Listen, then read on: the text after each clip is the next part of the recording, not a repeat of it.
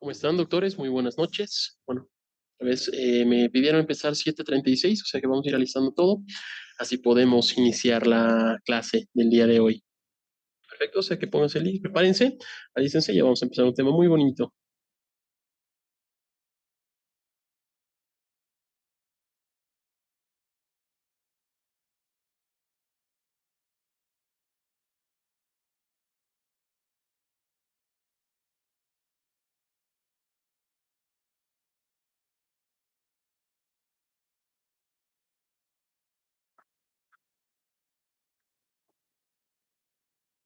Ahora sí, una pregunta, por favor. ¿La pantalla se ve bien?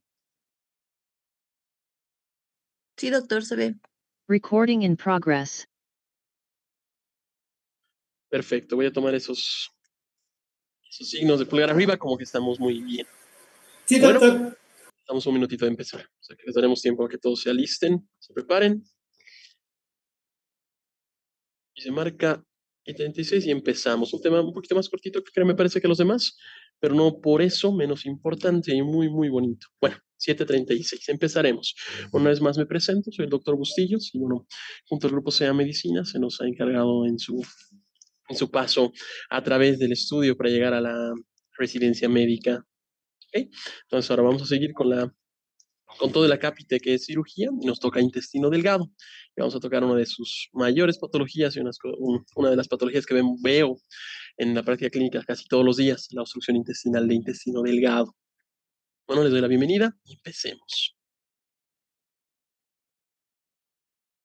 Bueno, primero, antes de tocar el tema que vamos a pasar hoy día, empezaremos con un pequeño recordatorio del tema anterior. ¿Se acuerdan que la última parte de lo que vimos fueron las úlceras pépticas perforadas, las úlceras pépticas complicadas? Ese tema igual tiene mucha relación y para no perder el ritmo, vamos a hacer un pequeño acápite, así podemos recordar todo lo que hemos pasado el anterior miércoles. Bueno, la úlcera péptica, como ya han visto, es una complicación grave de la enfermedad ulcerospéptica, en la cual la úlcera en el estómago o duodeno atraviesa toda la pared gástrica, permite la fuga del contenido gástrico y el peritoneo. A modo de repaso, se puede ver que la úlcera péptica perforada es una de las tres complicaciones de una úlcera péptica, ¿verdad? La úlcera péptica perforada, la úlcera péptica hemorrágica y la úlcera péptica obstructiva. Bueno, la más gruesa en ese grupo, la que tiene más frecuencia y la que es más complicada, igual está perforada, ¿verdad? Y bueno, la parte de epidemiología se puede ver que las duodenales, vamos a intentar marcarlo, me disculpo, me estoy adelantando, A ver, que las eso de úlceras pose guapo. duodenales son las más comunes en esta afección. Entonces son mucho más comunes que las úlceras gástricas. Y bueno, que la perforación es más o menos del 2 al 10% de los pacientes que tienen esta úlcera. Hemos visto los factores de riesgo, que recordando un poco, podemos ver que el principal factor de riesgo grande era el Helicobacter pylori, ¿verdad? La infección de Helicobacter pylori. Por eso, ni bien tenemos el diagnóstico, hay que erradicarlo. Máximas que por favor hay que continuar. Luego hay que limitar el uso de los AINES, limitar el uso de cualquier NSAID, como lo marca el libro, diclofenaco, ketorolaco y bueno, todos los que están en la familia, limitar el tabaquismo, limitar el consumo excesivo de alcohol y evitar el estrés fisiológico severo. Bueno, esto es en pacientes sobre todo en terapia intensiva. Aquí hemos marcado que el estrés fisiológico severo no siempre es el estrés psicológico, es parte, ¿no? Pero aquí toca mucho más la falta de irrigación que se marca en pacientes que están bajo terapias intensivas o terapias de mayor complejidad. Y bueno, ¿cuál es la presentación clínica de estas úlceras? El dolor abdominal intenso, ¿verdad? El que sobre todo es en epigastrio, que se irradia por todo el abdomen y que va a generar esos signos de peritonismo conocidos, el signo de Bloomberg, el signo de Genao de Mussy, y bueno, una variedad de signos que ya conocen, que no vamos a tocar hoy día porque no es lo que nos compete. Fuera de esos signos físicos, también es adecuado mencionar las posibilidades de llegar a signos de peritonismo un poquito más avanzados, más complicados, de mayor tiempo de cronicidad, el abdomen rígido, el abdomen en tabla, una sensibilidad en todo el abdomen generalizada. He movilizado un poquito la pantalla, si me pueden confirmar de que todo se sigue viendo, ¿verdad? ¿Todo bien? Sí, doctor, ¿Todo se se ve, mantiene? doctor. Todo normal, doctor. Sí, doctor. Silencio, Sí. otorga. Bueno, también pacientes que ya empiezan a entrar en un estado de shock, ya sea séptico o eh, séptico o por falta de fluidos, hipovolémico, y aquí ya son la taquicardia, la hipotensión, igual estas preguntas ya pudimos ver. ¿Cómo hacemos el diagnóstico? Ya hemos visto que aparte de la clínica, se va por la parte de estudios imagenológicos, ¿verdad? La tomografía siendo el más sensible, el más específico, que no siempre está a nuestro alcance, pero que se puede ver el aire y la perforación incluso en algunas asas intestinales. Y el que es más común, el que está más cerca de nuestro uso habitual, la radiografía de abdomen, ¿verdad? Hasta donde se puede ver el signo de Popper, perdón, y el signo de alas de gaviota, que esto es neumoperitoneo en la parte subdiafragmática del abdomen. Esto es secundario a una perforación, que en casos de que estamos pensando en una úlcera péptica, es probablemente que sea de la cavidad gástrica. En otros casos también hay que limitar la posibilidad de que sea de asas intestinales. Bueno, también los laboratorios que se tienen que hacer en estos pacientes, hay que dar, como es casual, una leucocitosis por la inflamación con un desvío a la izquierda, un aumento de los neutrófilos, de los polimorfonucleados. Ya cuando estamos entrando a datos de sepsis, hay que ver las alteraciones electrolíticas, reacciones de fase aguda, PCR, velocidad de electrosedimentación, que pueden estar alterados, pueden estar elevados. ¿Y cuál va a ser nuestro manejo? ¿Cómo vamos a iniciar nuestro tratamiento? Bueno, vamos a hacer una rehidratación exhaustiva, vamos a reanimar al paciente con líquidos, vamos a controlar el dolor, que el dolor es muy marcado, de gran magnitud, mantener antibióticos que cubran las bacterias en las que estamos pensando, que usualmente son anaerobias y gram negativas. El esquema que usamos, por lo menos en mi servicio, es metronidazol y alguna cefalosporina de segunda, tercera o cuarta generación. Y bueno, la zona nasogástrica para evitar una mayor compresión, ¿no? Descomprimir el estómago, descompresión gástrica.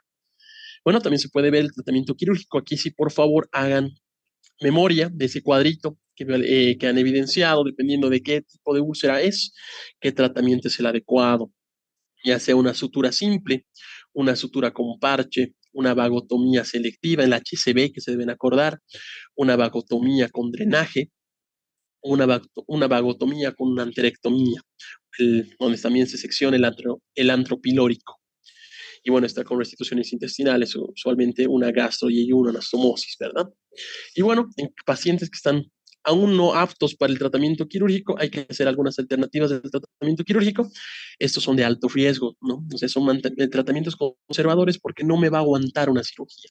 El paciente no va a dar, su cuerpo no va a ser beneficiado de un tratamiento quirúrgico en ese momento. Hay que recuperarlo, hay que restituirlo hasta que esté en condiciones de poder tener una resolución quirúrgica. Y bueno, complicaciones de la perforación, que son muchas de las que ya estamos hablando, la peritonitis difusa, en caso de que se mantenga ese absceso y se pueda plastronar a través del epiplión, asas intestinales y se consolide, podemos tener abscesos intraabdominales residuales y bueno, en un caso ya casi fatídico, tenemos una sepsis y un shock séptico, que puede ser de una gran mortalidad. Bueno, ya hemos visto que también un retraso en el diagnóstico es muy marcado, es muy dificultoso y nos va a generar una gran elevación en la mortalidad. Y bueno, los factores que ya hemos visto, el tabaquismo, el alcoholismo, el uso de AINES, sumados a la edad avanzada, hay enfermedades concomitantes, enfermedades cardíacas, enfermedades pulmonares, nos pueden empeorar el pronóstico, que de por sí ya es malo en el paciente, ¿verdad? Bueno, también una parte muy importante, y acabando el pequeño resumen que estamos haciendo, es la prevención. Lo que hablamos, y creo que les he insistido las 3 clases que hemos tenido, es erradicar la infección por el Helicobacter, mantenerlo con el tratamiento adecuado, que ya han visto según las guías de Maastricht, de Florence y Maastricht, cómo se utiliza en primera línea, segunda línea, tercera línea, con el OCA, el MOCA, y bueno, los inhibidores, el sucralfato, el bismuto, dependiendo en qué esquema estamos, que bueno, hay que repasar, eso siempre nos es útil en la práctica diaria, igual en el examen de la residencia, el uso de los inhibidores de bomba de protones, que bueno, ya conocen el omeprazol, antagonistas de la histamina, de los receptores histamina 2, que aquí entra el más común, el más utilizado, que es la ranitidina, que ahora hay que entender que hay una pequeña capita aquí, ¿no? Hace muy poquito tiempo, casi unos 3 meses, si no me equivoco, y ha sido prohibida por el FDA, entonces los americanos ya no lo utilizan, la ranitidina. Sin embargo, sigue habiendo antagonistas en su misma familia que no son útiles, y bueno, en nuestro mercado sigue habiendo la comercialización. También hay que reducir los AINES y los concomitantes protectores, o sea, tener facilidades de usar otro tipo de analgésicos. Aquí pueden entrar los COX-2, Celecoxib, Meloxicam, y bueno, una variedad que ya son de otro tema, ¿no? Y en la rehabilitación postoperatoria, hacer todo el manejo del dolor, que es lo más importante en el postquirúrgico en los pacientes que hemos tenido, mantener los electrolitos y reintroducir la gradualmente la dieta. Eso es paulatino. Y el esquema de reintroducción de la dieta es en base a cada servicio. Varía mucho a el servicio y al paciente que tenemos. ¿Ok? Y bueno, en la educación al paciente, sobre todo, insistiendo lo que, bueno, ya estoy pareciendo cargoso, es eliminar el Helicobacter pylori, que es el principal causante de esas úlceras que hemos visto la anterior semana. Ok, bueno, fuera de ese pequeño resumen de casi 5 minutos, un poquito más me parece, entremos al tema que nos toca hoy en día, el intestino delgado. Bueno, ya hemos visto la parte gástrica, ahora vamos a ver el intestino delgado, uno de los órganos más útiles tanto para la alimentación del paciente, para la absorción de nutrientes, como también para las defensas. Es un gran órgano inmunitario que nos ayuda en una serie de facultades. Bueno, como ven, en su Schwartz marcan 4 puntos claves, los vamos a marcar cada uno. Y el primero es este: el intestino delgado realiza un conjunto diverso de funciones. A través de esta gran dogma, vamos a ir dividiéndonos el tema de la anatomía, histología, fisiología, todo sobre el intestino delgado. Entonces, muchos conocen que el intestino delgado es el sitio principal o mayor de digestión, de absorción de nutrientes. Sin embargo, hay que acordarse que este es el órgano más grande de todo el sistema inmunitario. Va a tener en su gran longitud, muchas células dependientes de la lámina propia que ya van a ver, que nos van a ayudar en la protección del organismo. ¿Ok? Este va a contener el reservorio más grande de células inmunitarias, como les decía, y va a producir una gran cantidad de hormonas endocrinas en el cuerpo. ¿Dónde son estos segmentos? Los que ustedes ya conocen como las placas de Peyer, ¿verdad? Van a disculpar mi letra, nunca ha sido la mejor. Y bueno, esto va a cambiar una gran diversidad de acciones a través de dos cosas muy grandes: la gran superficie corporal que tiene el intestino delgado, el diversos tipos de células que van a estar dentro de este intestino y toda la red neuronal que va a manejar. Estos los 3 acápites que igual marca su Schwartz. Y bueno, aún así, conociendo todas estas facultades del intestino delgado, de su gran importancia, el diagnóstico de las enfermedades de intestino delgado son poco frecuentes y nos causan un gran desafío terapéutico, un gran desafío en el diagnóstico, incluso con todos los avances que se ha tenido. Y bueno, con todos esos datos llegamos a esta máxima, igual que es muy importante para su manejo. Ahorita vamos a borrar mi pequeña anotación para que puedan leer esa parte, que es igual lo que dice Schwartz en caso de su segundo faro. Entonces, un buen juicio clínico y una profunda comprensión de la anatomía, fisiología y fisiopatología siguen siendo esenciales para la atención de los pacientes con sospechas de trastorno de intestino delgado. O sea que, por favor, el intestino es muy noble, nos ayuda en muchas funciones, y también cuando es atacado, se recupera de gran forma. Pero hay que tener una gran atención a todas las afecciones que le pueden conllevar, porque nos puede generar mucho daño si es que no se lo atiende como debería. Entonces vamos a la anatomía general, y vamos a las nociones básicas que tenemos. Primero, todos ya sabemos que es un tubo, es un intestino delgado. A mí me lo enseñaron como manguera alguna vez. Es una manguera, una estructura tubular que va desde el antro pilórico, desde el esfínter pilórico, hasta el ciego. Según el Schwartz, las longitudes pueden variar de 4 a 6 metros, dependiendo del paciente, dependiendo de la edad, ¿no? Hay 3 segmentos importantes, que eso sí quiero que lo recuerden siempre: el duodeno, el yeyuno y el ilion, en ese orden. El duodeno, que es el segmento inmediatamente posterior al píloro, es sobre todo retroperitoneal, o sea que el acceso es un poquito más complicado y se diferencia a través del ángulo de Treitz. Para llegar al duodeno ya hay otro tipo de maniobras. En la parte quirúrgica hay que entender esta separación de órganos abdominales peritoneales y órganos abdominales retroperitoneales. Bueno, continuando, también se puede ver que aquí también tenemos en segunda porción al yeyuno y al ilion. El yeyuno es la inmediatamente posterior al duodeno.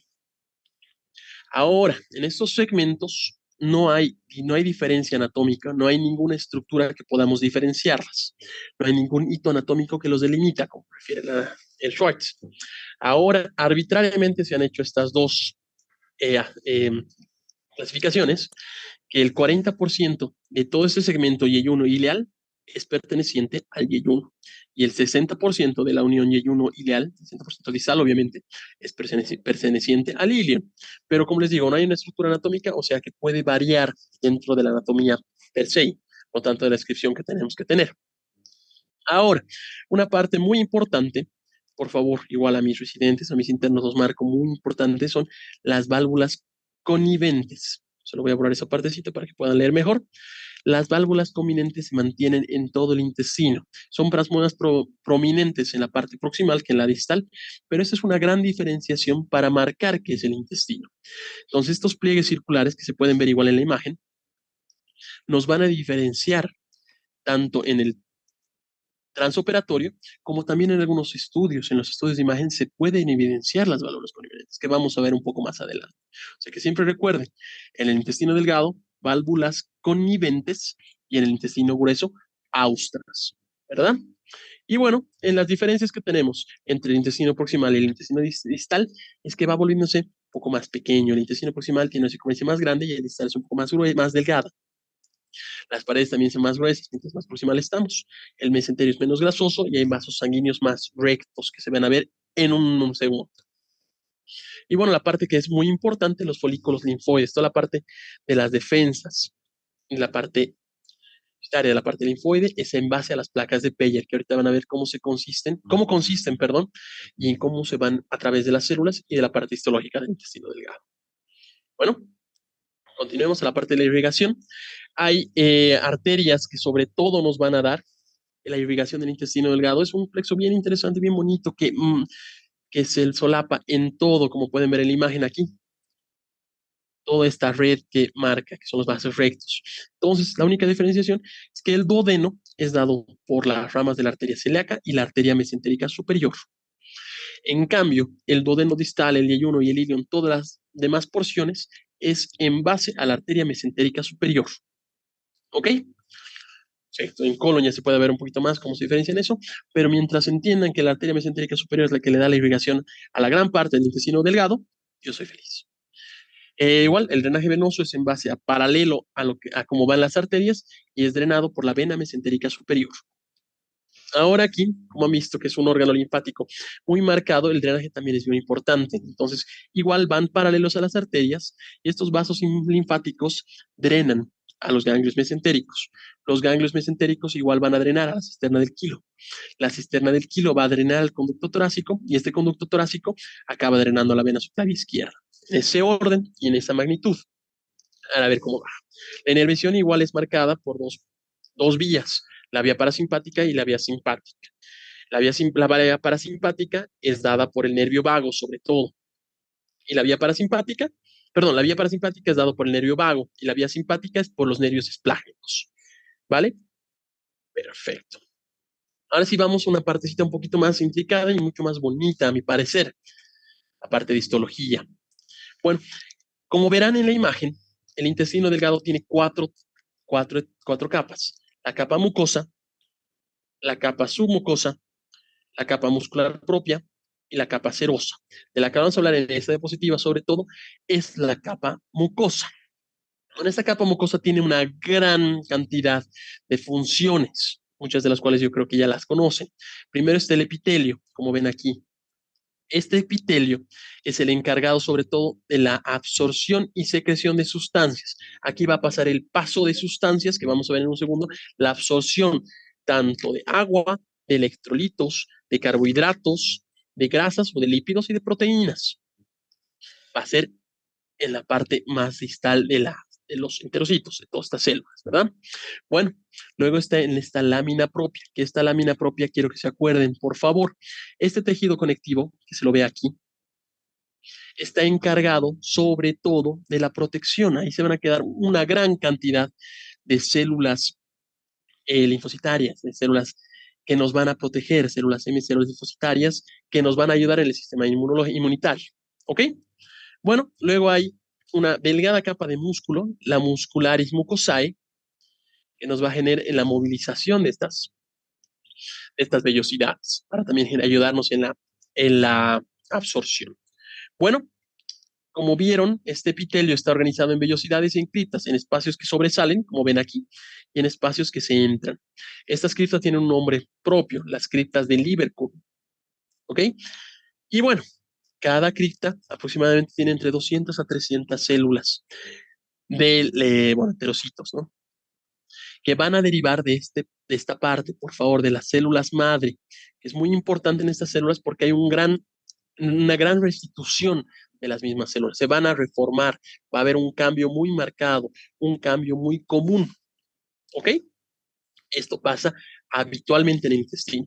Y estas células madre se basan en estos dos grupos, los BMI y los LGR5, que tienen diferentes funciones. Los BMI van a ser resistentes a la radiación y van a ser inducidas por algún tipo de lesión, alguna laceración, microlaceraciones por alimentos, lesiones por golpes, por traumatismos, por hernias, por isquemias, y empiezan a actuar los BMI, ¿ok? Y los LGR5 van a facilitar esa regeneración de las que estaba hablando, van a generar nuevas células, ¿ok? Perfecto. Y bueno, estas mismas células madres que van desde la cripta hasta la punta, o sea, que van desde abajo hasta arriba, tarda usualmente entre 2 a 5 días para tener esa regeneración, esa restitución celular. Bueno, como ya han visto, los enterocitos tienen unos espacios muy marcados, las microvellosidades, que también lo han debido escuchar alguna vez como células en cepillo, para tener una mayor absorción. Esto va a generar un mayor tamaño de la superficie del intestino, de lo que son 4 a 6 metros, esto se multiplica por 40, son exponenciales. Esto para que haya una mayor área donde se pueden absorber nutrientes en cualquier segmento de la molécula de nutriente que necesito, ya sea péptido, ya sea lípido, ya sea un hidrato de carbono, va a tener una mayor absorción porque hay mayor número de células que pueden generar las absorciones, de las que vamos a hablar en un momento. Y bueno, hay células específicas, hay 4 grandes que marca el libro de Schwartz, que se pueden diferenciar de las células madre, y van a ser las primeras, las células de Goblet. Las células de Goblet van a producir mucina, van a ser protectoras, van a ser defensa de patógenos que entran por la alimentación. Las células enteroendocrinas van a generar granulos secretores, agentes secretores marcados, que ahorita en una diapositiva, unas diapositivas más adelante, vamos a poder ver a mayor detalle. Las células de Paneth, que están sobre todo en las criptas, contienen esto, por favor, gránulos secretores. ¿Secretores de qué? De factores de crecimiento, enzimas digestivas y péptidos antimicrobianos. Con esto nos va a facilitar la misma absorción y la protección contra otros patógenos. Y bueno, las células M y linfocitos que nos van a proteger mucho en la parte inmunitaria. Con esto vemos un poco de la parte de la mucosa. Caramba, van a disculpar, toqué un botón que no debería. Con la parte de la mucosa, ¿ok? Continuando, hay la parte submucosa. La parte submucosa, como la ven aquí, en este segmento, es tejido conectivo. Va a haber igual una red grande de vasos para proteger la misma restitución de las células, los enterocitos y todas las células de las que hemos hablado. Una gran parte de fibras nerviosas y de los ganglionares del plexo submucoso de Meissner para tener mayores potenciales de acciones nerviosos. Bueno, continuando, la capa muscular propia. Esta nos va a ser de gran importancia en la motilidad del intestino. Hay un movimiento, una serie de movimientos en todo caso, que ustedes ya lo conocen como peristaltismo, que es muy importante. Y al tener estas dos capas musculares, la externa longitudinal y la capa interna circular, que aquí se los muestro mejor, esta que va como fibras longitudinales, como verán, y esta que va en forma circular, que va a todo el borde de la muscular, nos va a generar dos tipos de movimiento. Uno de alargamiento y retracción, para que la comida vaya pasando, que lo vamos a explicar un poquito más adelante a mayor detalle, y un movimiento de propulsión, de mezclado, rotación interna que va a generar en conjunto un peristaltismo marcado normal para que el alimento pase del píloro, bueno, el quimo en todo caso pase del píloro hasta el ciego, que ya va a ser un tema para las siguientes clases. Y bueno, la capa serosa, que es una capa del peritoneo visceral, es una capa de células mesoteliales. Ahora, hay que tocar un poco de embriología. Esto es de importancia porque, bueno, fuera de la parte de cirugía pediátrica, que es muy hermoso igual, que de la misma forma van a poder ver toda todo lo que hablan de estas malformaciones, que un poco se toca en este segmento, también nos llegan en pacientes adultos. Muchos pacientes en edades adultas recién muestran síntomas de divertículos de Meckel, atresia intestinales y una serie de Por patologías la que pantalla no son se ve. generadas en el desarrollo.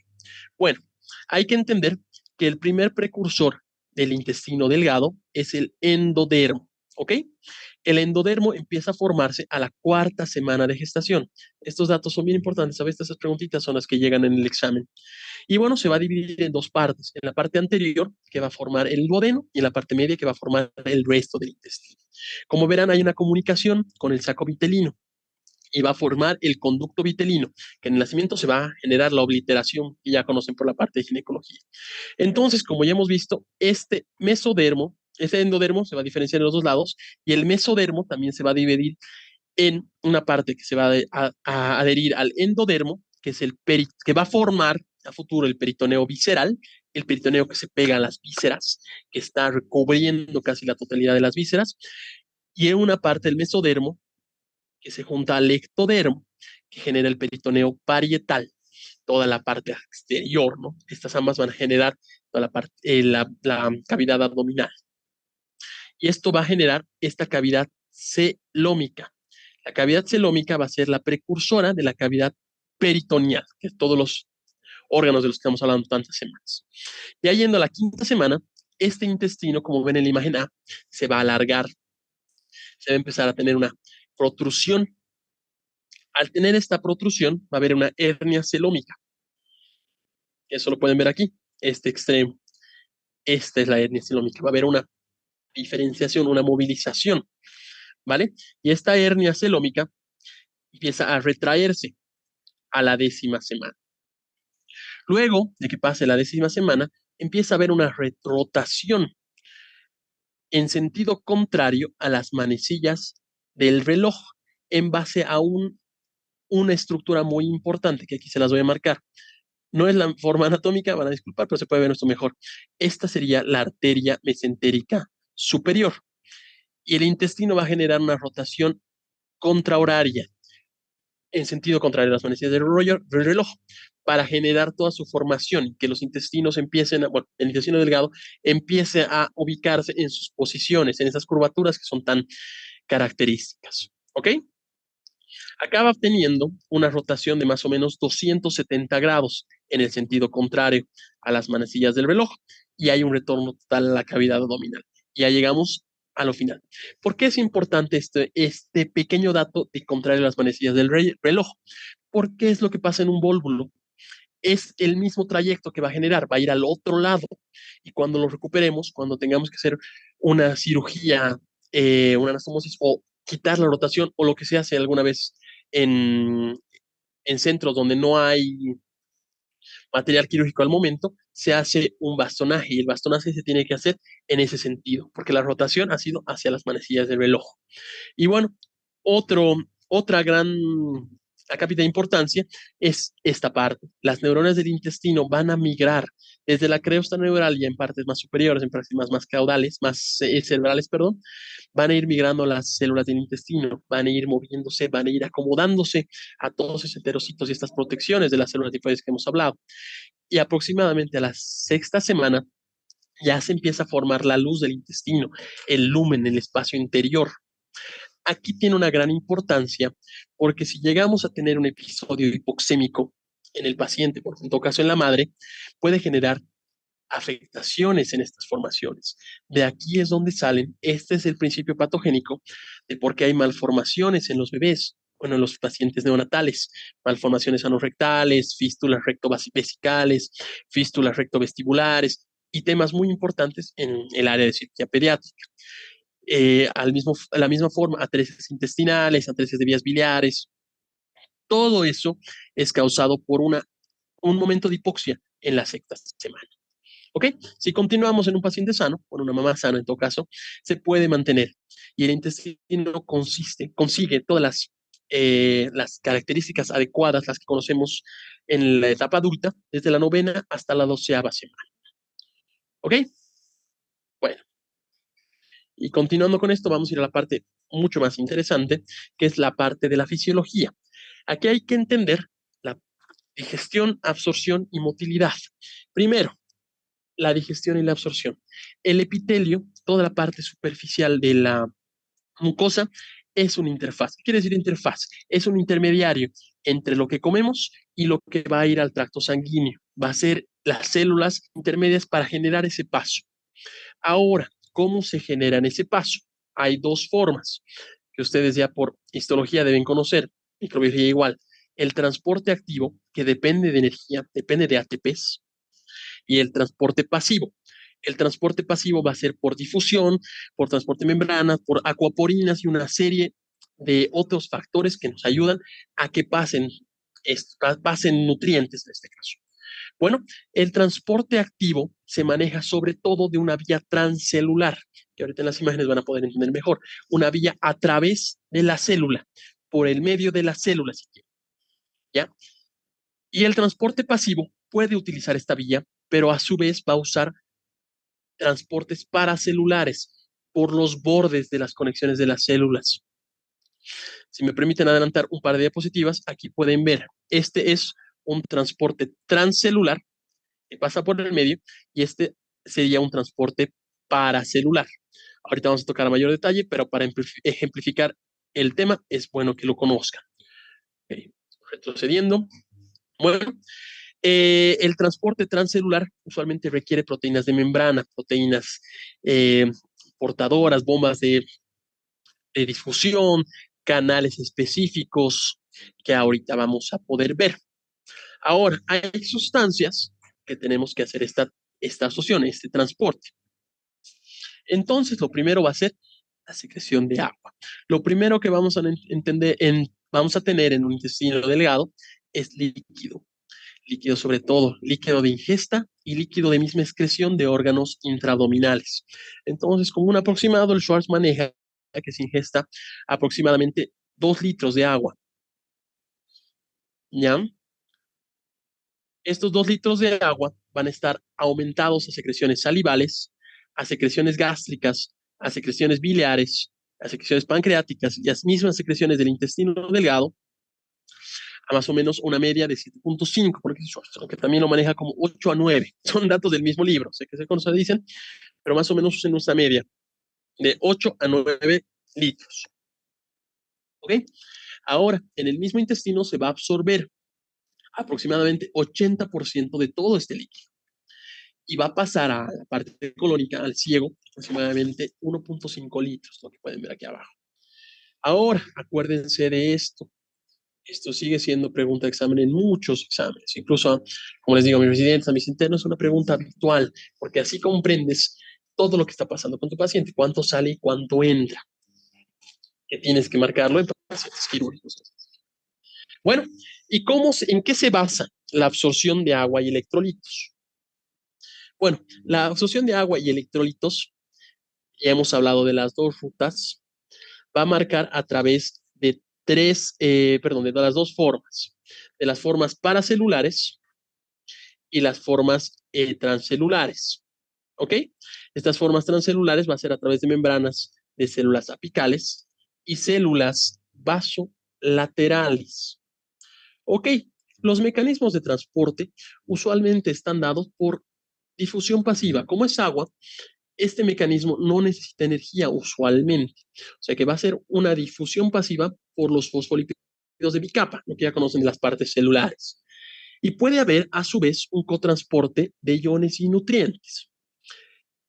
Esos cotransportes, que son usualmente dados por el sodio, pasan a través de la célula y, bueno, posteriormente al trayecto sanguíneo, como ven aquí, y llevan jalando agua. El sodio, sobre todo, es un elemento que lleva agua, que conlleva agua con sí. con su movimiento. Y esto va a pasar a través de la célula y llegar al tracto sanguíneo. Y en un último caso, hay difusión a través de canales específicos, los llamados acuaporinas, que son unas formaciones celulares con una abertura a cada lado, que va a generar un paso libre, sin usar un gradiente electroquímico, de agua. ¿Ok?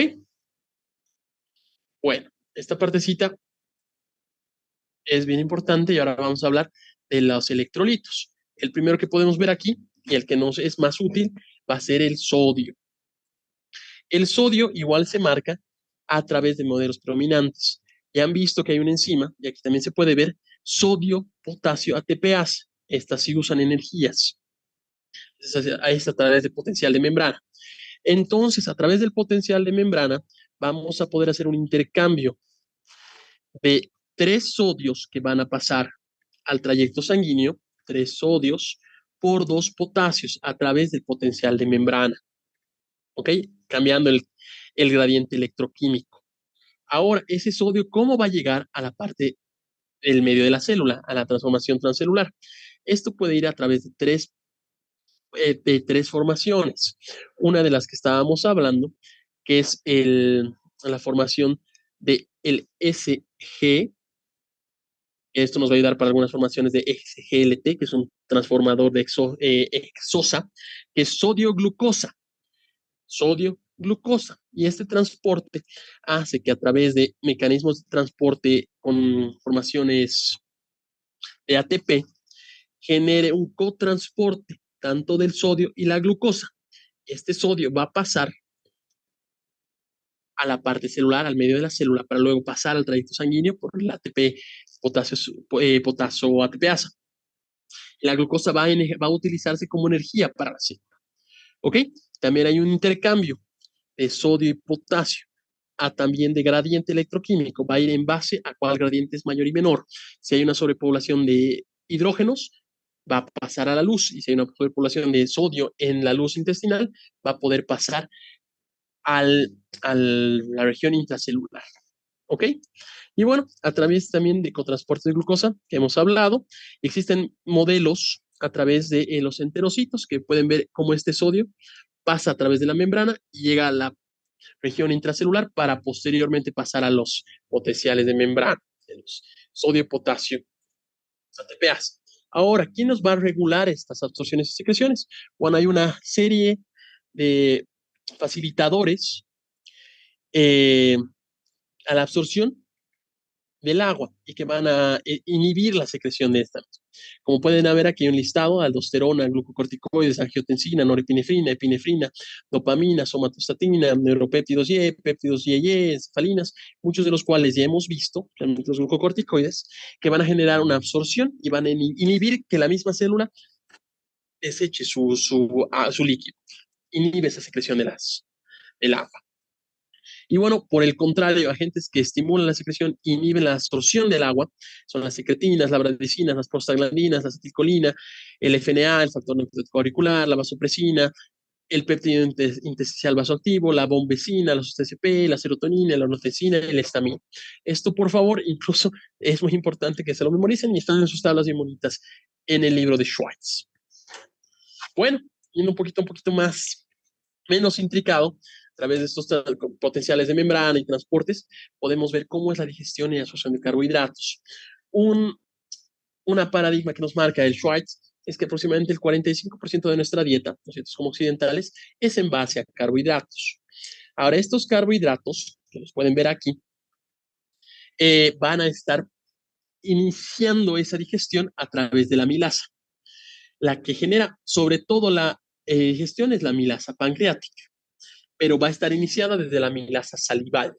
Entonces, la amilasa va a romper el almidón y este almidón va a formar otros elementos. Aquí oligosacárido, maltosa, dextrosa. Y estos van a acabar formando a través de esta hidrolasa de las células en borde de cepillo, que va a separar aún más estos componentes a los que podemos absorber: la glucosa, la galactosa y la fructosa. ¿Ok? Esto también es apoyado por nutrientes que no necesitan esa liberación, esa destrucción en pequeños pedazos, ese catabolismo, que son la sacarosa y la lactosa, que directamente van a ir a las hidrolasas de borde de cepillo. Entonces aquí pueden ver cómo las hidrolasas en borde de cepillo permiten el ingreso de estas sustancias a través del aporte que hemos visto de sodio y glucosa, y esta glucosa a través de las sodio y glucosa, de los transportes de sodio y glucosa 1 van a llegar a la parte intracelular. Dentro del segmento intracelular, esta glucosa y la galactosa se va a dividir aún más por los transportes GLUT2. Estos van a generar la glucosa, la galactosa, la fructosa, que sí pueden ser absorbidas por la sangre y que nos sirven como nutrientes, como energía. ¿Ok? Y bueno, en un parámetro, en un otro factor que es un poquito más, no tan de larga cadena, que nos puede ayudar, va a generar el paso directo. Fructosa pasa a través de fructosa y pasa a través de la célula, a través de estos potenciales. Bueno, continuando podemos ver igual las proteínas. Esto es bien bonito, bien interesante. Igual en la dieta occidental se puede ver como media que tenemos un 10 al 15% de energía a través de las proteínas. Entonces, estas proteínas van a estar principalmente digeridas y separadas en sustancias menores de mayor tamaño a través de las pepsinas. Estas pepsinas que ya las hemos visto en el estómago, ¿no? La pepsina 1 y la pepsina 2, la pepsina 2 sobre todo. Y luego las peptidasas pancreáticas. Estas peptidasas pancreáticas los van a separar, van a hacer un catabolismo para generar estructuras de menor tamaño. Y estas estructuras de menor tamaño también van a estar ayudadas por las peptidasas de las células en borde de cepillo, de los enterocitos, donde nos van a generar dipéptidos y tripéptidos. Estos sí van a poder ser absorbidos por nuestras células, por nuestros nutrientes. Entonces hay dos caminos. Las proteínas de alimentación, carne que coman, digamos, por ejemplo, es digerida a través de la pepsina, genera estos polipéptidos. Los polipéptidos, a través de una serie de funciones de tricinas, quimotricinas, elastasas, carboxipeptidasas A, B, van a generar oligopéptidos, sustancias de menor tamaño, estructuras de menor tamaño, que a través de las peptidasas de bordes en cepillo se van a separar aún más en dipéptidos y tripéptidos. Estos generados en la absorción y estos ya pueden ser absorbidos por la célula. A su vez, cuando tomamos aminoácidos absolutos, estos pasan todas estas estructuras y llegan directamente a las peptidasas de bordes en cepillo, donde también se van a separar a aminoácidos puros, aminoácidos únicos, y también son posibles para la absorción, aquí habiendo los 20 aminoácidos que necesitamos dentro del cuerpo. En la absorción de grasas, también vamos a ir un poquito a la separación de triglicéridos de cadena larga y triglicéridos de cadena corta. Dependiendo de qué cantidad y cadena tiene la grasa que comamos, si esta grasa es polisaturada o es oligosaturada, igual de cadena de la alimentación larga, cadena de alimentación corta, va a depender si necesita más sustancias para su digestión, para su catabolismo. Entonces, los triglicéridos de cadena larga necesitan tanto la lipasa gástrica y la lipasa pancreática. Lipasa, ¿no? Lípidos y asa separación. Estos van a generar ácidos de cadena un poco menos larga, monoglicéridos, los cuales pueden ser absorbidos y van a ser sintetizados dentro de las células en cepillo del enterocito. Estos pueden pasar al kilo como vasos linfáticos, perdón, como vasos linfáticos. Y los triglicéridos de cadena corta van a llegar directamente absorbidos y van a llegar a la sangre venosa portal. ¿Ok? Bueno, se puede ver igual que lo marca el Schwartz, que el 40% de nuestra dieta consiste en grasa, consiste en lípidos. Aquí que puede ser grasas de la leche, grasas animales, igual en algunos vegetales, igual grasas vegetales, por ejemplo, una palta, que nos puede generar esta diferenciación de cadenas largas, polisaturadas, y cadenas cortas, oligosaturadas. Ok, el 95% de nuestros triglicéridos sí va a ser de cadenas largas, y de estas grasas, sobre todo, se absorben en el yeyuno proximal. ¿Ok? Esto va a generar una solubilización que es a través de la lipasa, de la amilasa biliar. Esto va a generar las micelas. Estas micelas van a generar la capa de agua delgada que se marca, y esto puede ser absorbido por los bordes en cepillo a través de la capa de agua no agitada, ¿no? Pero bueno, muchos de esos detalles tampoco les van a ser muy útiles en su examen. Bueno, continuando ya, pasando esta parte de absorción que es un poquito moroso y engorroso, podemos ver cómo es la absorción de vitaminas. Hay una serie de vitaminas que se pueden ver que se absorben en el intestino. Principalmente vamos a ver la vitamina B12, que ya hemos visto que se forma con un complejo con el factor intrínseco. Esto se va a absorber en el ilion terminal. Bueno, algunos acápites que ya hemos mencionado en clases previas, o sea que no vale la pena repetir. Y también hay otras vitaminas. Las liposolubles, las que se van a generar dentro de la grasa, que son la A, D, E, pueden absorberse a través de esta difusión pasiva a través de las células, como ya hemos visto, sin usar la energía de ATPs. Y la vitamina K es a través de difusión pasiva, pero sobre todo por transportadores.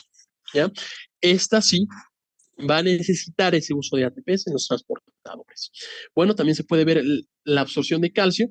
Esto va a ser por una difusión paracelular en los bordes de las células, no dentro del espacio intracelular, y es usualmente regulado por la vitamina D. Por eso en pacientes que no tienen un acceso al sol, tenemos usualmente una hipocalemia marcada.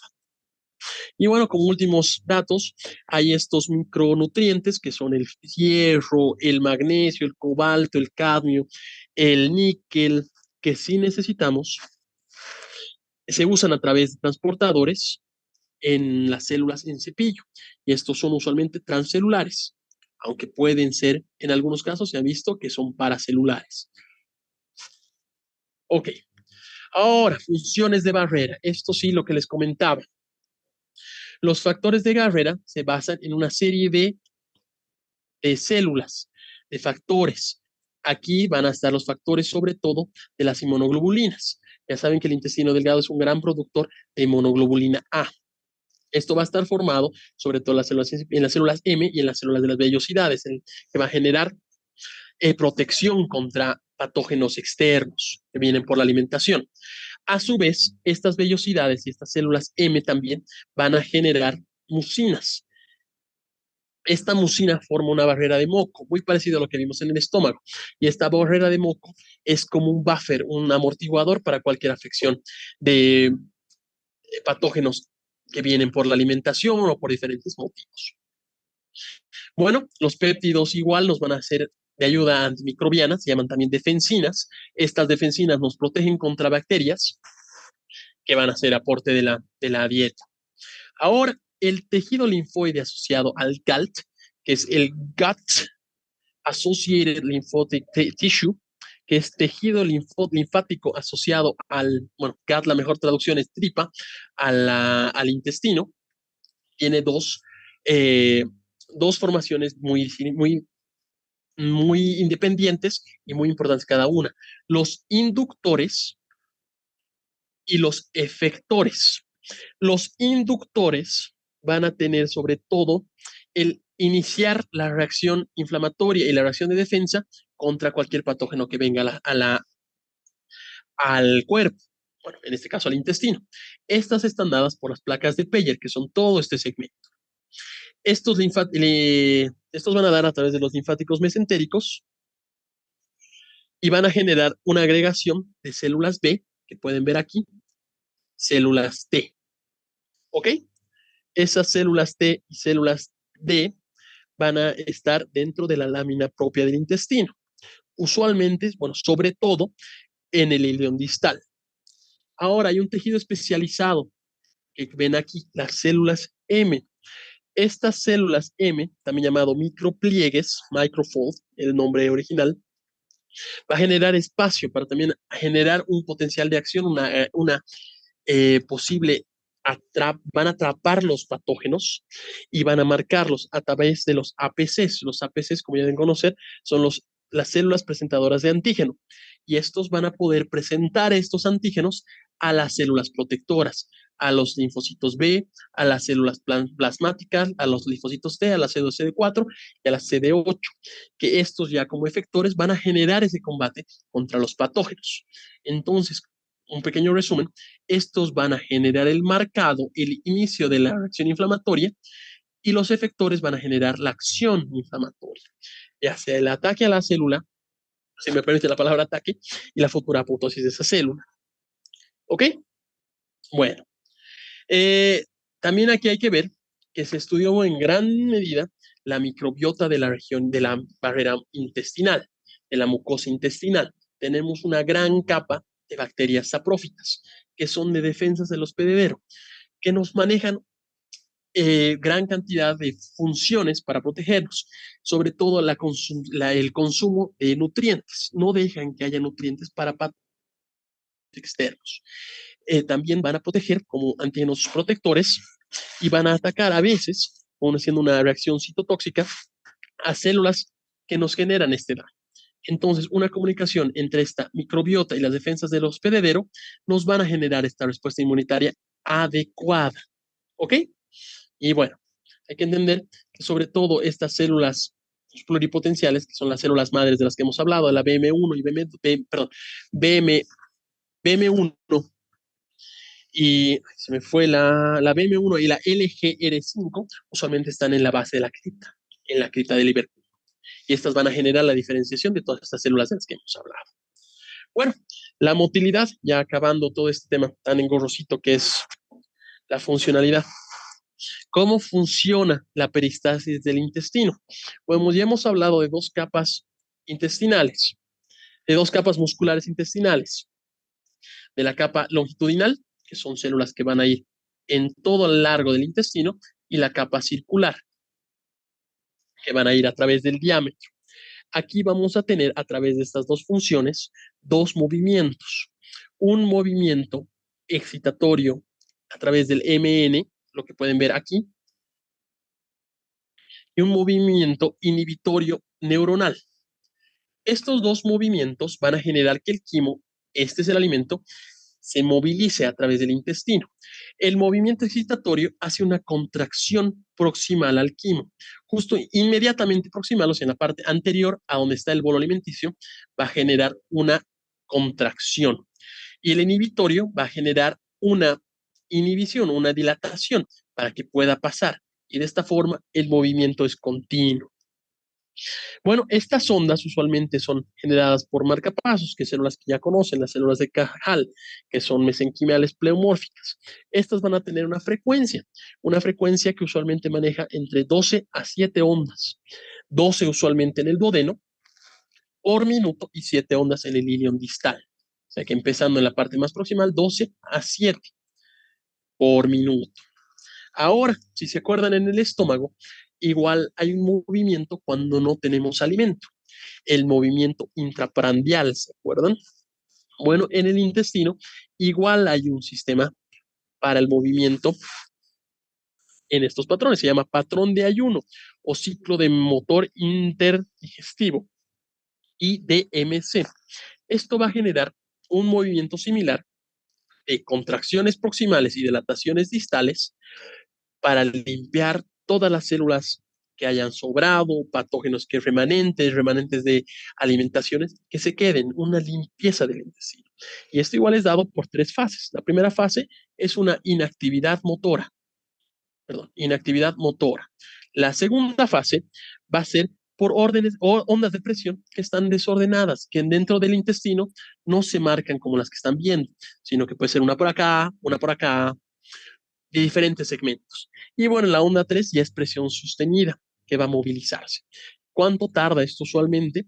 Es entre 90 a 120 minutos y es dado sobre todo en horas de la noche, como una limpieza marcada. ¿Vale?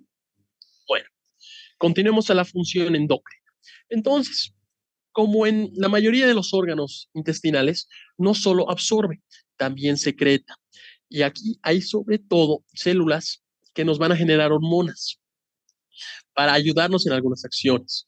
Algunas ya las conocen, por ejemplo, la célula D, que nos va a dar somatostatina, nos va a generar una inhibición de la secreción gastrointestinal, nos va a inhibir la motilidad y la perfusión esplácnica.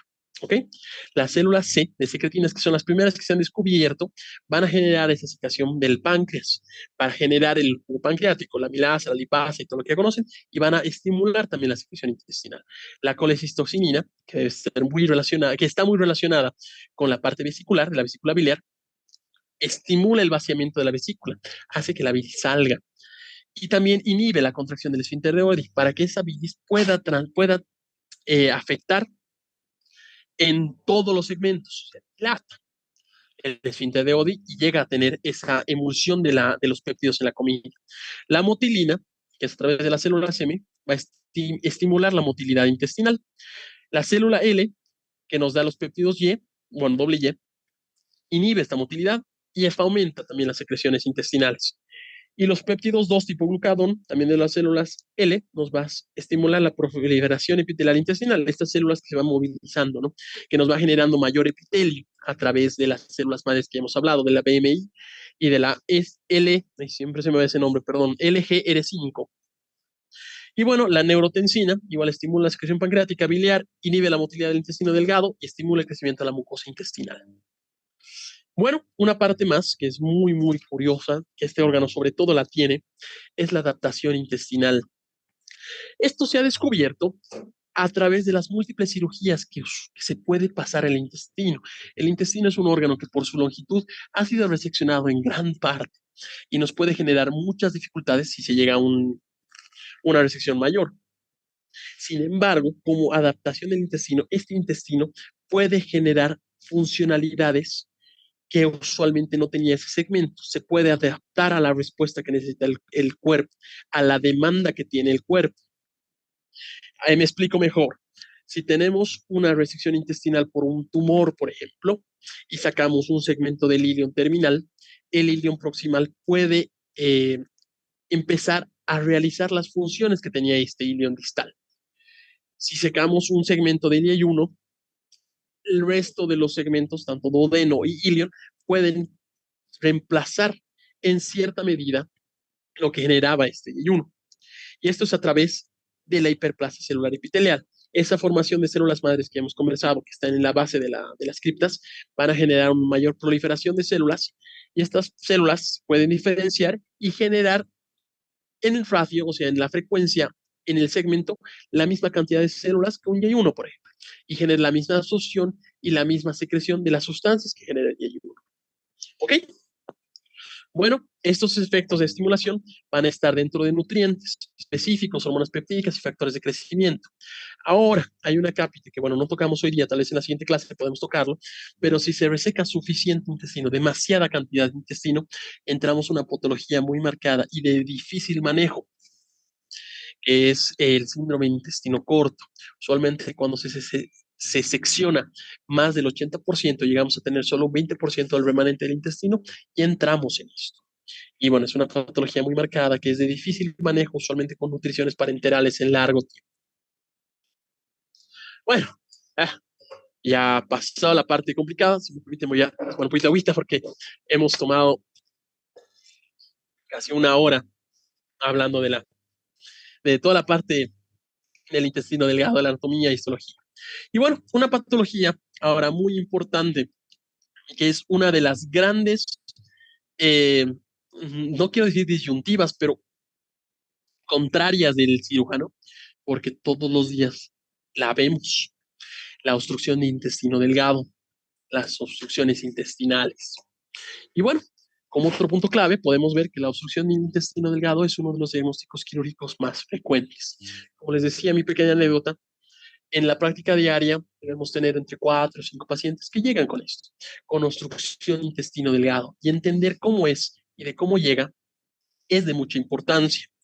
Ahora, igual, yendo a que es de gran frecuencia, se puede ver que en Estados Unidos, de donde es nuestro libro base, hay casi 300,000 pacientes que se llegan a operar por año. Estas resecciones de intestino delgado y listas de adherencias van a representar casi el 2 al 7 procedimientos del 80% de las cirugías de emergencias en Estados Unidos, en esos lapsos de tiempo. Muchos de estos casos van a ser secundarios a adherencias intraabdominales, a la cicatrización que genera el tener un procedimiento previo. Esto lo deben conocer algunos como adherencias firmes, adherencias laxas, híbridas y adherencias, que es el diagnóstico quirúrgico.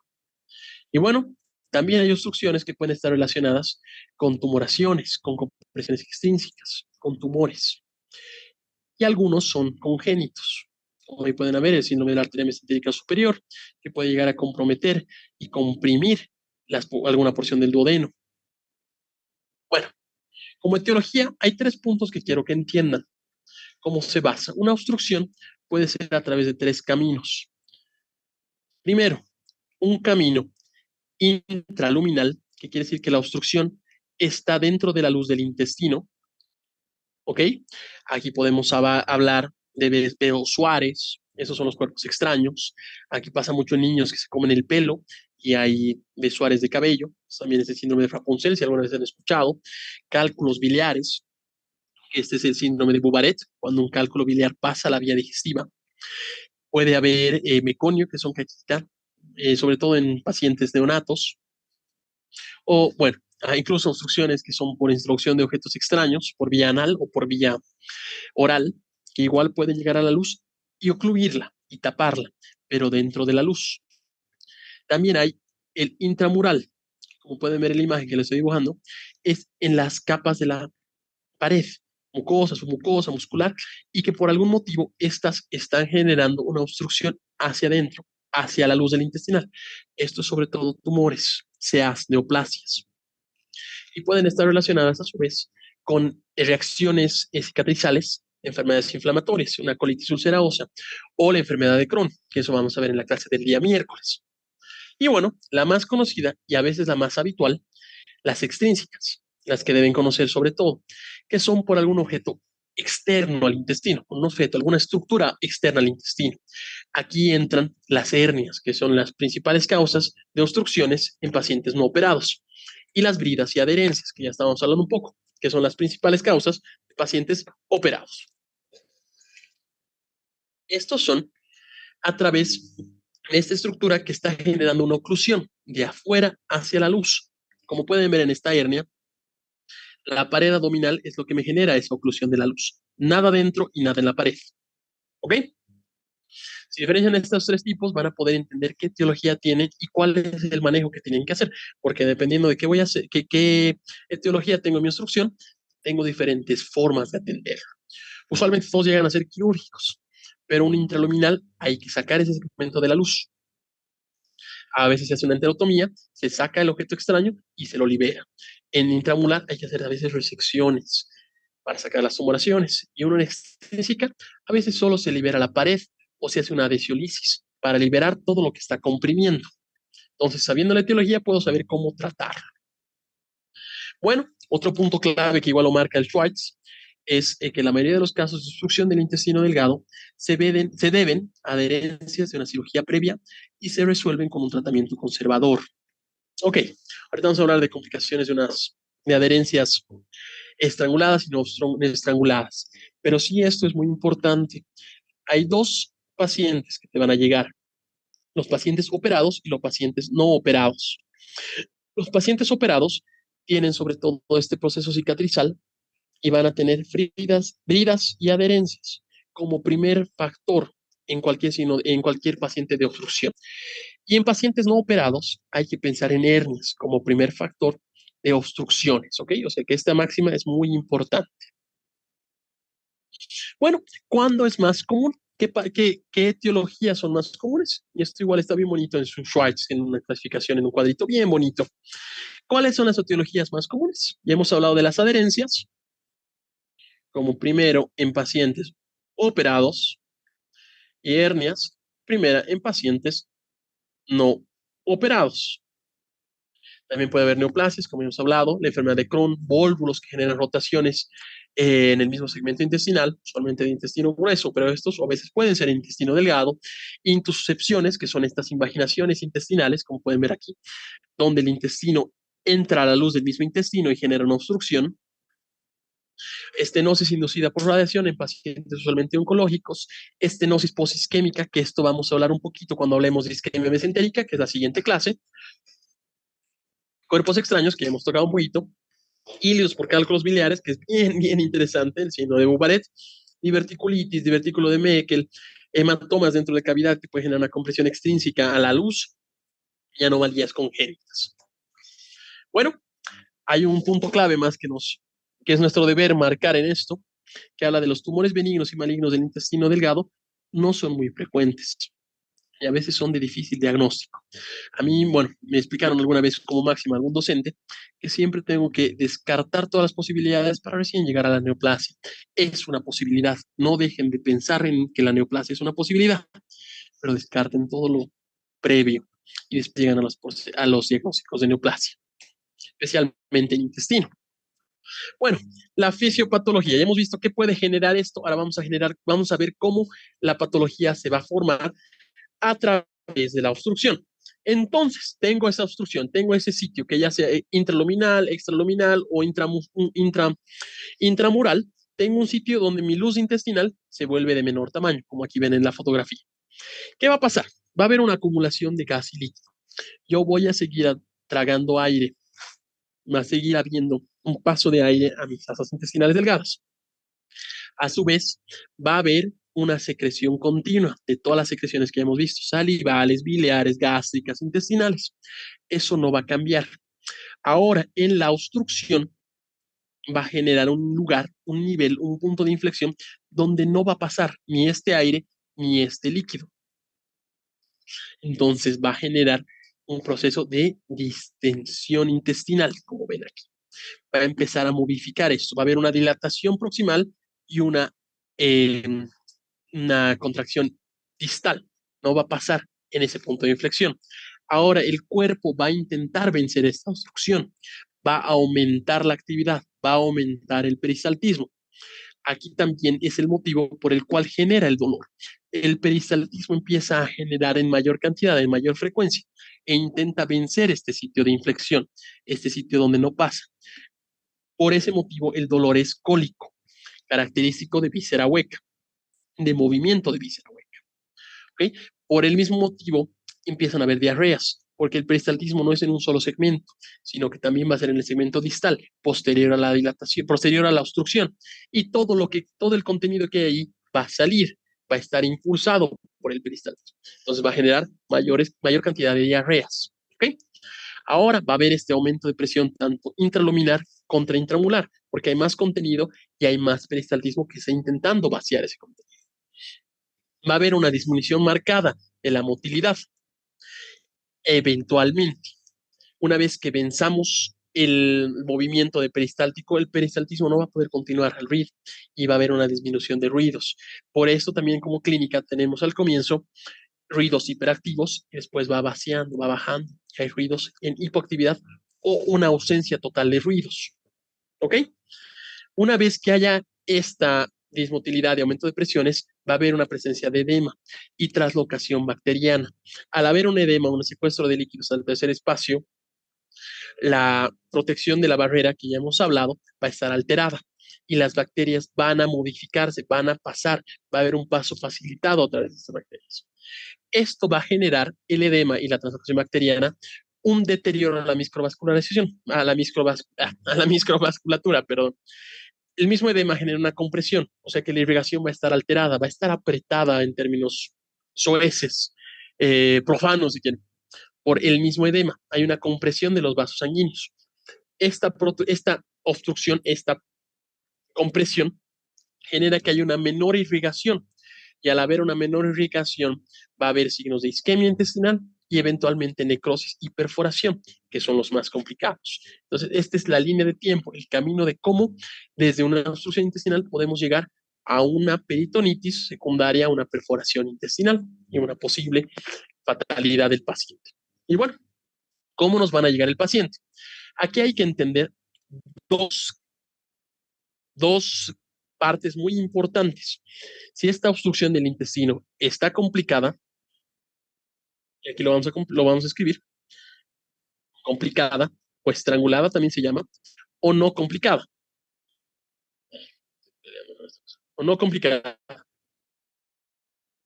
Si no está complicada, es que hay afectación a los vasos, no hay afectación a la vasculatura. Te va a dar dolor abdominal, usualmente de tipo cólico, que ya hemos hablado un poco. Te pueden haber náuseas y vómitos por la distensión gástrica, la distensión intestinal, que al no poder salir por el orificio distal, sale por el orificio proximal, y una ausencia en la catarsis, aquí lo marcan como estreñimiento, porque no hay contenido que salga. Hay una obstrucción que genera una ausencia de paso expedito. Ahora, en los vómitos hay que tener una muy importante diferenciación. Los vómitos varían en el tiempo y varían por dónde son. Si la obstrucción es más proximal, el vómito puede variar, puede ser más de contenido gástrico. Y si la obstrucción es distal y pasa más tiempo, es más crónico, hay más posibilidad que las bacterias ya afecten ese segmento, pueden ser vómitos fecaloideos. ¿Ya? O sea que esto depende del segmento donde es la obstrucción y de la cronicidad de la patología. Ahora, el libro habla de flatos. Nosotros en nuestra práctica médica no usamos mucho el término de flatos, manejamos más canalización de gases. A lo que se refiere es que en un paciente con obstrucción va a haber una ausencia de canalización de gases, igual ausencia de heces. Esto es usualmente después de 6 a 12 horas posteriores a la, a la instauración de la obstrucción, a que haya generado. O sea que si no hay heces, ya estamos pensando en una obstrucción intestinal. Ahora, también marcado esto, va a haber una distensión abdominal marcada. El abdomen, por esa misma dilatación de las asas, va a generar una distensión abdominal. Se va a inflar, se va a volver un poquito más en forma de cúpula. Aquí va a estar agregado un timpanismo marcado en todas las regiones del abdomen. ¿Ok? Bueno, también puede haber algunas afecciones en los hallazgos laboratoriales, que es una leucocitosis leve, una hemoconcentración y alteraciones en electrolitos. ¿Vale? Ahora, una parte muy importante que me acuerdo en la residencia, nos preguntaban cuando pasé, y ahora yo pregunto a mis residentes, a mis internos, es cómo son los ruidos. Los ruidos también van a variar. Usualmente en la primera etapa de estas obstrucciones son, como hablamos hace un momento, hiperactivos. Y en una segunda instancia, cuando ya vencen esa musculatura, vencen la actividad, se vuelven hipoactivos. Y aquí también entra el término que han debido escuchar alguna vez, sonidos tubáricos, como anfóricos, como si una gota cayera dentro de una cúpula, ¿verdad? Esos ruidos varían y se vuelven en última instancia ausencia de ruidos o silencio intestinal. Bueno, continuando, podemos ver cuando ya estas obstrucciones son complicadas. El libro los marca como estranguladas. Esto refiere cuando hay una isquemia. Aquí refiere un dolor abdominal desproporcionado, que quiere que es muy exagerado el dolor, o sea, es insoportable a comparación de lo que muestra el abdomen. La sintomatología y la signo-sintomatología no concuerdan. El dolor es exagerado a comparación de los síntomas que te da el cuerpo. Eso es secundario que esos intestinos están siendo isquemiados. ¿Ok? Luego, ¿qué va a haber? Va a haber una taquicardia muy marcada, una sensibilidad abdominal localizada, una fiebre igual marcada, una leucocitosis más marcada en días previos y puede haber una acidosis. Cualquiera de estos signos, y si tenemos la sospecha de que mi obstrucción está generando isquemia dentro del abdomen, hay que entrar a operar. Es criterio quirúrgico. ¿Ok? Bueno, ¿cómo llegamos al diagnóstico? Permítame 30 segunditos.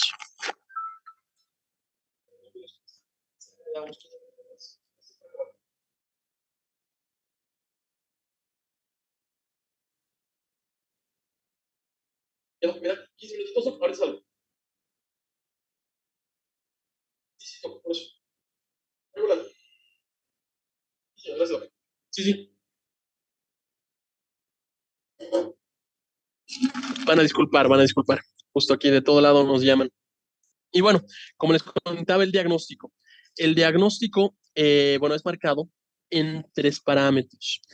Hay que poder diferenciar si la obstrucción mecánica es una obstrucción mecánica o es una obstrucción funcional, fisiológica, a través de electrolitos y funciones que vamos a ver en un par de diapositivas más. Y también determinar la etiología de la obstrucción, lo que hemos visto, si es intraluminal, intramural o extrínseca. Ahora también se puede ver una suboclusión, una obstrucción parcial o obstrucciones completas dentro de los análisis. Y bueno, lo último, lo que hemos visto, distinguir si la obstrucción es simple o compleja. ¿Qué quiere decir compleja? Estrangulada. ¿Cuál es el mecanismo que nos va a ayudar sobre todo esto? La anamnesis en primera instancia, que vamos a hacer vamos a indagar sobre antecedentes quirúrgicos, masas posibles abdominales de diagnóstico previo, trastornos intestinales, a través de la etiología de la obstrucción. Y bueno, en segunda instancia, podemos ya usar exámenes radiológicos, exámenes que han debido ver en gran cantidades. Aquí se puede marcar dos cosas de gran importancia: series abdominales, abdómenes, o sea, placas de rayos X de abdomen, que nos van a marcar tantos signos muy marcados, que aquí pueden ver un signo de pila de monedas, y una triada de asas bien marcada, ¿no? Como pueden ver aquí, que son asas de mayor de 3 centímetros de dilatación, niveles hidroaéreos, y una triada que me gusta es la ausencia de aire en colon, cuando ya no llega a ver ese aire. Entonces, esta triada que marca el Schwartz, que es asas dilatadas mayores a 3 centímetros, asas intestinales delgadas, niveles hidroaéreos y ausencia colónica, ya podemos estar pensando en una obstrucción intestinal. Ok, otro estudio que nos es muy importante, los parámetros, es la tomografía computarizada. Esta tomografía computarizada es primero la más indicada para esto y te va a buscar esto, es la ideal. Y sobre todo se tiene que hacer con contraste oral. Se van a acordar de esto, que no solo es diagnóstica, también va a generar habilidad terapéutica y es pronóstica. Pronóstica de resolución del cuadro, tomografía contrastada. ¿Qué buscamos en estos espacios? Buscamos esa zona de transición que creo que les he comentado, donde el intestino empieza de la dilatación, que pueden ver en este segmento, a la contracción por la obstrucción. Y aquí en el C se puede ver el segmento que está afectado. También intentamos buscar liberar la posibilidad de que haya una obstrucción en asa cerrada, que haya una obstrucción en un asa donde no pueda salir el contenido, una doble obstrucción, si sea en el término, donde todo el contenido que está en el medio empiece a dilatarse y genere la posibilidad de una perforación a largo plazo. También hay engrosamiento de la pared, neumatosis, gas en vena porta y opacidad mesentérica. Aquí podemos ver un poco de la neumatosis que les comento en este segmento. ¿Ok? Perfecto. Ahora, bueno, ¿qué se hace en estos pacientes? ¿Cómo es el tratamiento? El tratamiento es, primero diferenciar si es una obstrucción complicada o no complicada. Aquí vamos a ver una obstrucción por bridas y adherencias. Hay que ver los signos y síntomas. ¿Ok? Los signos y síntomas de estrangulamiento y isquemia intestinal. Si no poseemos ese dolor generalizado, esa afección marcada de intestino delgado, esa fiebre, esa taquicardia marcada, esa acidosis, esa leucocitosis, podemos estar en una posibilidad de una obstrucción no complicada. En estos casos, ¿qué se va a hacer? Se va a eliminar la vía oral, se va a restituir a través de líquidos, se va a poner una sonda nasogástrica y se va a disminuir el intestino y se va a hacer un examen seriado de abdomen. Examen seriado quiere decir placas de abdomen, ¿ok? Se puede hacer a través de contraste, como lo marca el flujograma que tenemos. Este flujograma va a marcar, puede ser valor terapéutica, tanto como pronóstico, puede ayudarnos a liberar esa obstrucción, como también nos puede ver el pronóstico de esta obstrucción, se complique o no se complique. Y luego se sacan placas. El que ve son placas, por favor. Se sacan placas a través de 8 horas. Si el contraste ha pasado el intestino delgado y ha llegado al colon, hay alta posibilidad de que no estemos frente a un problema quirúrgico que pueda ser resuelto. Y bueno, si no pasara, se tiene que volver a sacar una placa de control a las 24 horas. Si el contraste no ha pasado el colon, hay que considerar el procedimiento quirúrgico. Aquí nos marca que el tiempo adecuado para pensar es entre 48 a 72 horas, con todos los manejos previos. ¿Ok? Y en base a eso podemos decidir. Bueno, ya acabando, hay que también ver los resultados de todo esto. Cuando tenemos una obstrucción, sino con estrangulamiento, hay mayor mortalidad cuando tiene signos de complicación y un muy bajo mortalidad en pacientes que no tienen comorbilidades. Perdón, en pacientes que no tienen estos signos de complicación, pacientes con comorbilidades, aproximadamente el 5%. O sea que la diferenciación entre uno y el otro es muy importante. Hay en pacientes, todos esos son datos americanos, o sea que en estudios americanos igual se pudo ver que hay riesgo de que esta obstrucción vuelva a pasar. aproximadamente 5.5 al año, 11.3 a los 3 años y 13.5 a los 5 años. Hay un riesgo de intervención igual, base a los años, 3 años, 5 años, hasta 5.8. Y hay que ver estos signos tempranos de alarma, los que hemos visto, si es que hay una afectación de la vasculatura sanguínea o no, para ver si necesitamos una cirugía o no. Bueno, ¿qué podemos hacer en la prevención? ¿Cómo podemos evitar llegar a esta patología? Bueno, sobre todo, intentar evitar adherencias y heridas que han visto que es la primera causa en pacientes operados. Entonces, ¿cómo se previene esto? Se previene principalmente haciendo el menor daño posible en la cirugía. Aquí pueden ver el abordaje laparoscópico, que es el que siempre se tiene que hacer. Usar una buena técnica quirúrgica. Intentar limitar el alcance que tenemos a otros órganos en la manipulación y al mismo intestino en la misma manipulación. No hacer demasiado innecesariamente para evitar microtransgresiones, microtraumas que generen una fibrosis y una cicatrización. Hay que tener manejo cuidadoso de los tejidos, como les digo, y usar una exposición mínima a tejidos extraños. Hay algunos agentes, aunque no está totalmente estudiado, que ese es el parafín, que son base de hialurano. Y esto nos va a generar alguna facilidad en la recuperación de los pacientes. ¿Okay? Bueno, continuando también podemos ver otros motivos por los cuales tenemos obstrucción intestinal postquirúrgica. Hay una obstrucción intestinal postquirúrgica precoz, también llamada iliometabólico, ilia postquirúrgico. Esto generalmente puede llegar hasta los 30 días posoperados, pero tiene que tener la condición de no generar los daños isquémicos que hemos hablado, que haya paso. Puede pasar hasta 9% de los pacientes con cirugía pélvica o colorectal, pero es parcial. Hay paso del contenido, solo que la luz intestinal está parcialmente ocluida. Okay. A veces, en la mayoría de los casos, requerimos tomografías y hay que limitar la posibilidad de que sea una obstrucción total. Si es una obstrucción total, ya cambia la figura y volvemos a lo que estábamos hablando antes, ¿no? Otro de los motivos más comunes para esta afectación es la enfermedad de Crohn. Esta enfermedad de Crohn es muy marcada y bueno, la vamos a ver en la siguiente clase. Ahora, también hay obstrucciones malignas de intestino delgado, que esas un poquito más entran a la parte de TEUS, es neoplasias, y bueno, muchas se asocian a adherencias y hay que hacer una resección paliativa usualmente. Bueno, como les decía, el tema es muy, muy bonito y muy frecuente. Casi todos los días atendemos pacientes que tienen esta patología, algún tipo de obstrucciones. O sea que en su vida diaria y también para el examen de la residencia es muy habitual que entren preguntas de esto y que les lleguen pacientes de esto.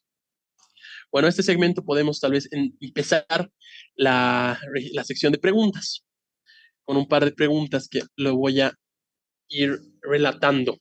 ¿Cuál de las siguientes afirmaciones describe correctamente la función principal de los enterocitos? ¿Alguien sí podría escribirlo en el chat o responderlo, por favor?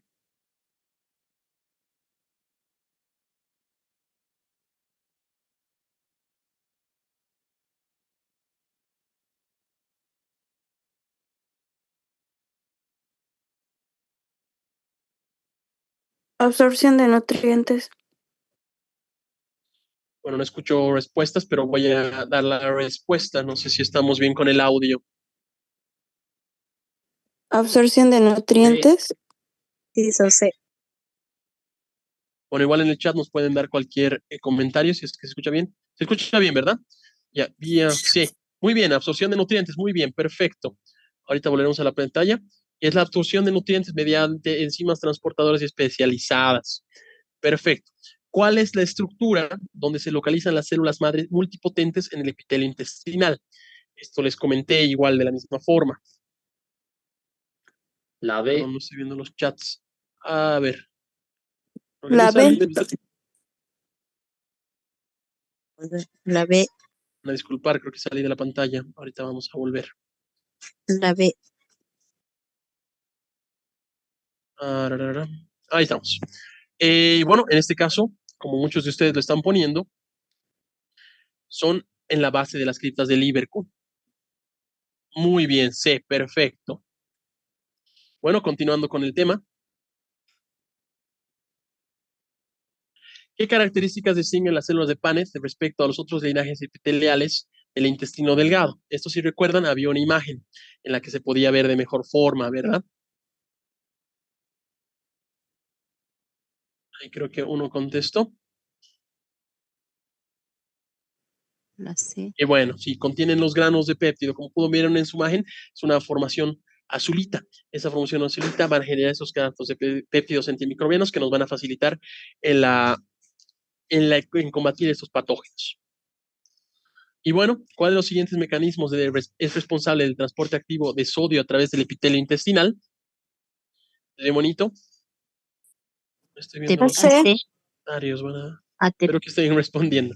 La bomba ATPasa sodio-potasio de la membrana vasolateral, ¿verdad? Sobre todo el sodio es el que pasa. Y bueno, ¿qué condición puede alterar significativamente la absorción intestinal de la vitamina B12? Esto ya los estoy cargoseando, creo que 3 clases seguidas. Ya saben que la vitamina B12 se va a formar en un segmento gástrico sobre todo, y este segmento gástrico me va a generar una unión con el factor intrínseco y va a generar esta liberación al hilio distal, ¿verdad? Y esta es la gastrectomía parcial. ¿Cuál es el mecanismo predominante de la absorción de la glucosa en el intestino delgado? Y aquí hay una bomba importante. B, muy bien. Cotransporte de sodio. El sodio, glucosa, transporte, ¿no ven? Muy bien. No está marcando. Bueno, ¿qué afirmación describe mejor el proceso de adaptación intestinal tras una resección masiva?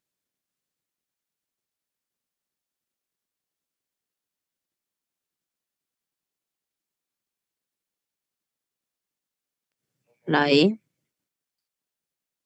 ¿Por qué no estoy La poniendo en E. los chats? Me salen sus chats, pero bueno, como hemos visto, el tiempo que es más de un año, o sea que la C se elimina. No solo ocurre en el colon, o sea que la D también se elimina, sobre todo en el intestino delgado. No depende de la flora bacteriana, más bien depende de la hiperplasia de las células, ¿verdad?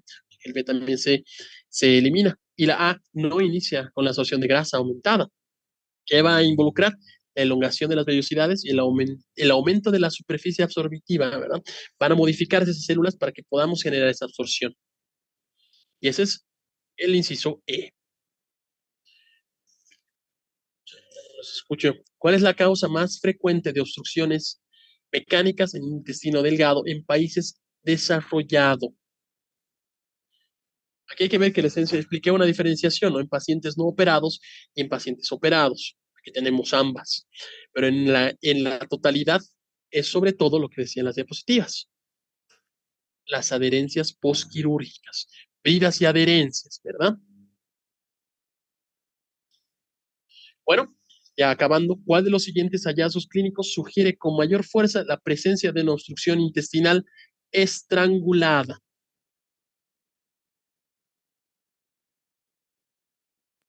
D. Perfecto, el dolor desproporcionado a los hallazgos físicos. Muy bien. Bueno, ya en las últimas preguntas, ¿cuál es la utilidad diagnóstica del contraste hidrosoluble en el manejo de la obstrucción del intestino delgado? Aquí recuerden que es en la parte tomográfica, ¿no? Cuando se hace una tomografía con contraste por vía oral. C. D.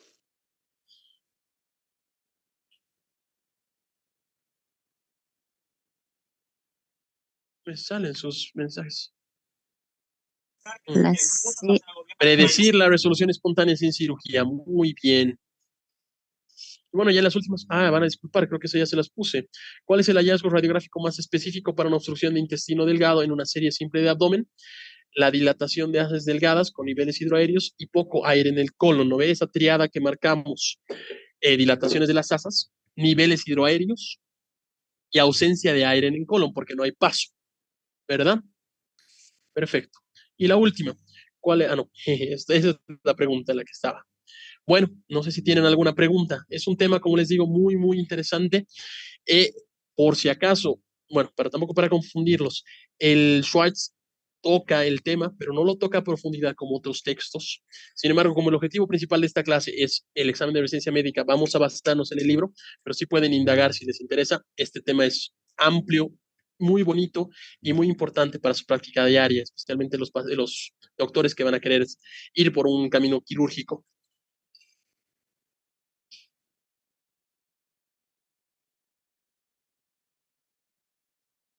Bueno, no sé si tenemos alguna pregunta más, porque ya también estamos casi 1:25 para que puedan descansar. Me comentaron igual que esta semana la clase será el día miércoles. El día miércoles vamos a empezar con enfermedad de Crohn y isquemia mesentérica. Temas igual muy, muy bonitos. Doctor, buenas noches. Una pregunta. Doctor, una En consultita. caso de que no haya más preguntas, yo creo que podemos dar doctor, fin a la clase. Doc, ¿me escucha? Creo que no está su audio conectado del doctor, no escucha. Una vez más les agradezco por su atención y bueno, los espero el día miércoles para continuar en este camino hacia su residencia. Doctor, le están preguntando.